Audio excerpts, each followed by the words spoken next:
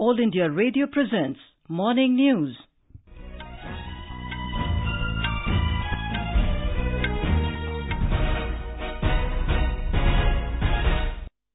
Good morning. I'm Anuja Kumar. The headlines.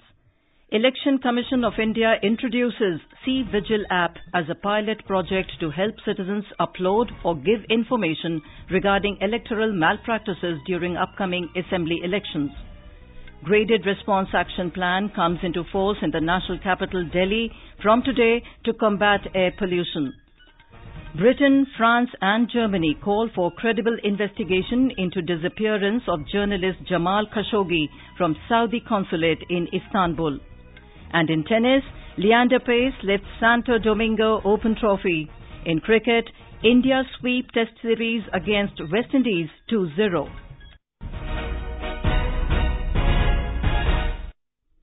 The Election Commission of India is introducing the unique internet-based mobile app C-Vigil in the upcoming assembly polls. The app will help citizens upload or give information regarding electoral malpractices during upcoming assembly elections. The C-Vigil, which stands for Citizens Vigil, will be operationalized for the first time as a pilot project. More from our correspondent from Chhattisgarh, which is going to polls. The Election Commission of India has introduced an application C-Vigil facilitating citizens to upload or give information regarding violation of Model Code of Conduct or any malpractices during elections. The C-Vigil mobile application gives the common man the opportunity to click pictures and take videos of violations and send it to concerned election officers. The Chief Electoral Officer of Chhattisgarh, Subrat Sahu, said that this will help in ensuring free, fair and transparent elections.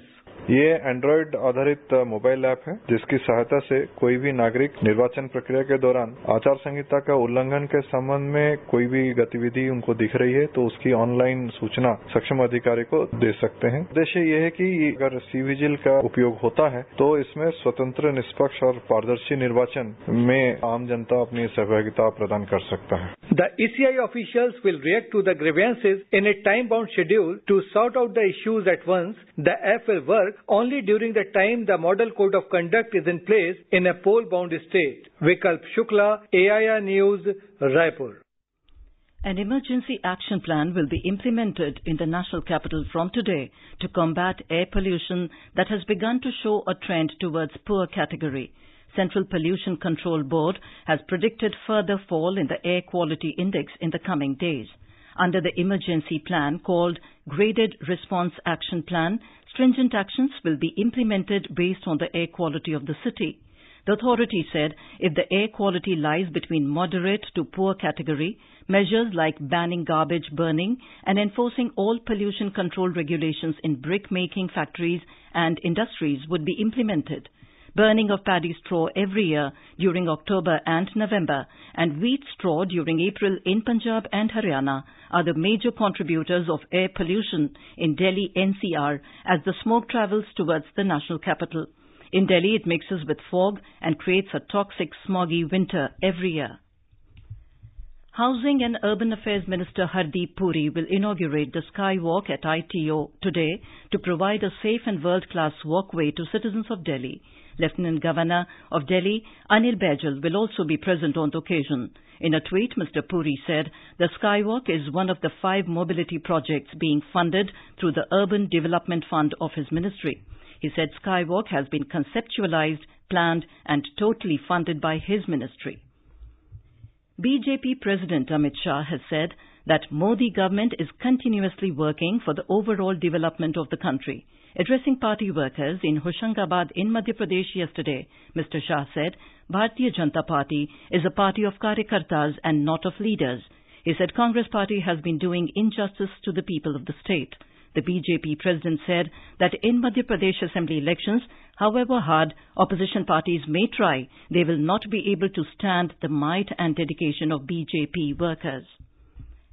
In Jammu and Kashmir, terrorists belonging to Jaish-e-Mohammed terror group snatched 2 carbine rifles from the guard post of former police officer in central Kashmir's Budgam district late last night.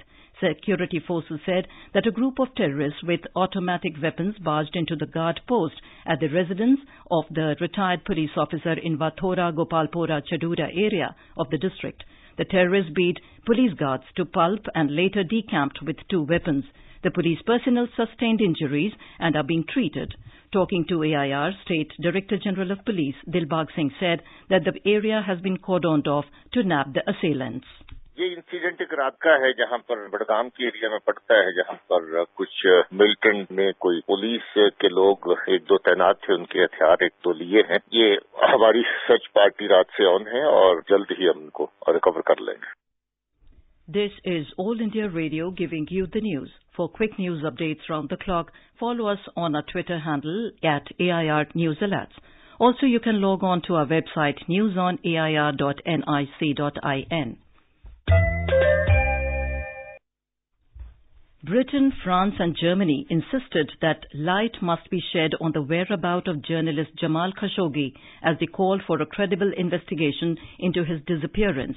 A joint statement issued in London said whoever was responsible for the Saudi journalist's disappearance must be held to account.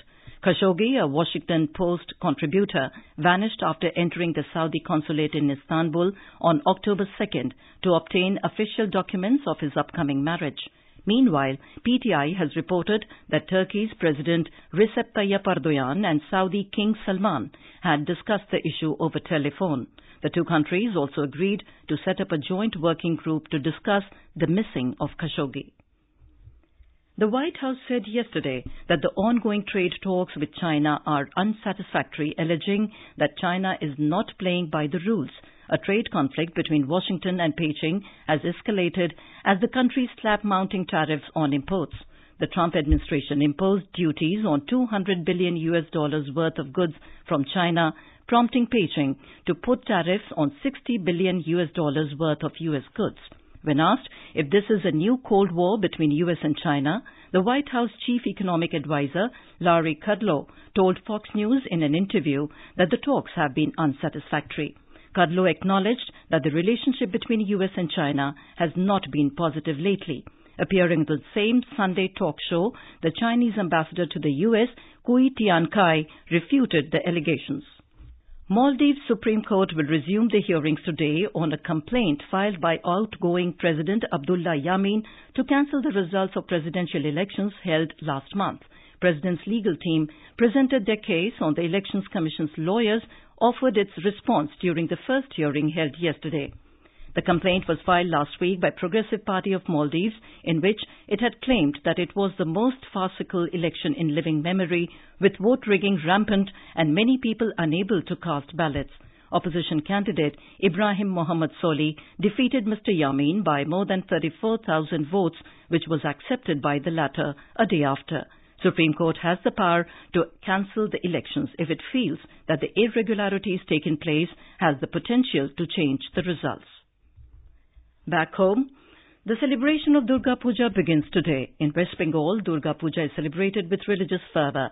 People attired in new clothes visit colourfully decorated puja pandals set up across Kolkata and in various towns and take part in celebrations. All pandals are fitted with CCTV cameras as a security measure. Political parties are using these platforms to reach out the masses with their messages. In Assam, over 4,000 puja pandals have been set up across the state. A report from our correspondent. Durga Puja is considered as one of the biggest festivals of Assam. Various puja committees have carried out awareness drive against rhino poaching, Swachh Bharat Mission, women empowerment and other social issues. Last-minute rush is being seen in various markets. Foolproof security arrangement has been made to avert any untoward incidents. CCTV cameras are installed in puja pandals. With Manas Pratim Sarma, Sanjeev Jasrotia, AIR News, Delhi. The Durga Puja is also being celebrated across the country, including in Bihar, Odisha, Uttar Pradesh, Uttaranchal, Madhya Pradesh, Chhattisgarh and Delhi. Pradhan Mantri Jan Dhan Yojana was launched with the aim of financial inclusion of every citizen of the country who does not have a bank account. In Uttar Pradesh, a large number of accounts have been opened under the scheme and people are also getting economic security through the scheme. Our Lucknow correspondent has filed this report. Mera Khata Bhagya Vidhata means no guarantor for account opening, no minimum balance and relief from the clutches of money lenders. That is how Pradhan Mantri Jan Dhan Yojana is proving beneficial for people in Uttar Pradesh, where more than 5 crore 10 lakh accounts have been opened under the scheme. One beneficiary from Agra, Hari Babu, told AIR that now he is able to do small savings through the account. जब bank गए तो खाता खुलवा 0 balance से पहले 1000 रुपये में खुलता था। अब तो हमें राहत मिल रही है, अपना जो पैसा बचता है उसको जमा करवाते हैं, जरूरत तो निकाल लाते हैं। पहले 1000 रुपया तो खाता खोलते हो, फिर गारंटर मांगते, अब कोई गारंटर की आवश्यकता नहीं है। More than 14,000 crores are deposited in the accounts opened under the Pradhan Mantri Jan Dhan Yojana scheme in state. Another beneficiary of the scheme, SP Singh, told AIR that it was a pleasant surprise for him that his account was opened without asking for any guarantor. आज मोदी जी ने एक अच्छी शुरुआत की है कि अच्छा, ताकि हर जनता गरीब से गरीब अपने खाते खोल सकती है। कोई ऐसी दिक्कत नहीं है, बढ़िया तरीके से खाते खुलने हैं और बगैर निःशुल्क खुलने हैं। और उसमें जो भी हमारे पास जो बचत पैसा होता है, धीमे धीमे वो डालते रहते हैं, निकालते रहते हैं, उसी से हमारे गुजर चल रही है। Banks are organizing camps in rural, semi-urban and urban areas of state for the account opening under the scheme. Sushil Chandra Tiwari, AIR News, Lucknow. Indian tennis legend Leander Paes has won his second challenger-level title of the season, lifting the Santo Domingo Open Trophy with partner Miguel Angel Reyes Varela. The second-seeded Indo-Mexican pair came from behind to beat Ariel Behar and Roberto Quiroz 4-6, 6-3, 10-5 in the summit clash in Santo Domingo, the capital of Dominican Republic, yesterday.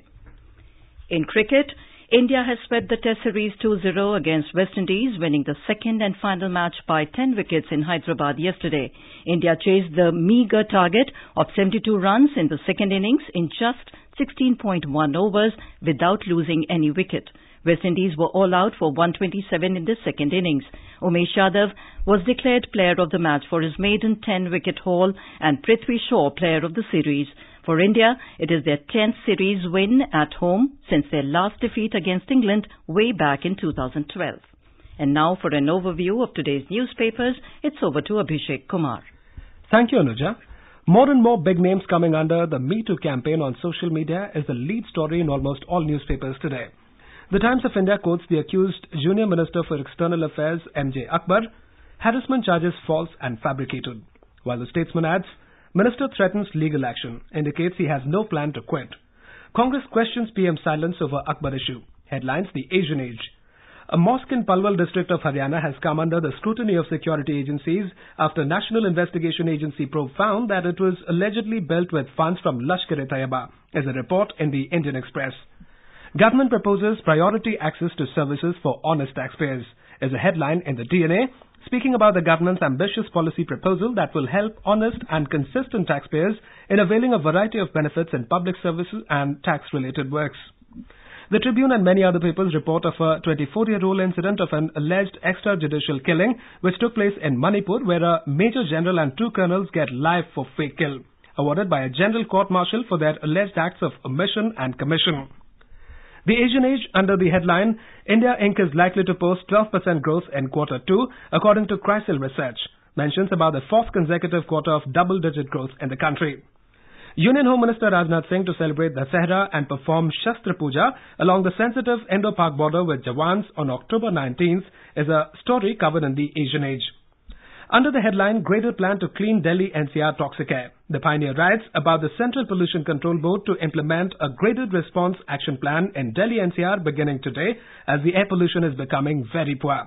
The Hindustan Times adds, gensets banned in Delhi. And finally, the BJP-led government in UP has begun moves to change the name of Allahabad to Prayagraj as a tribute to the Sangam city ahead of the 2019 Kumbh Mela, reports The Hindu. And with that, it's back to you, Anuja. Thank you, Abhishek. And now, before we end the bulletin, the headlines once again.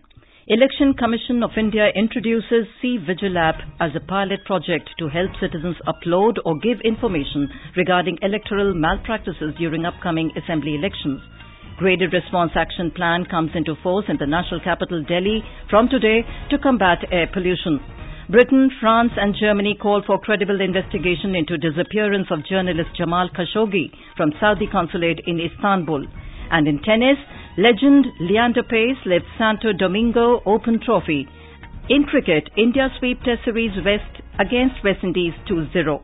And with that, we end the morning news. Have a nice day.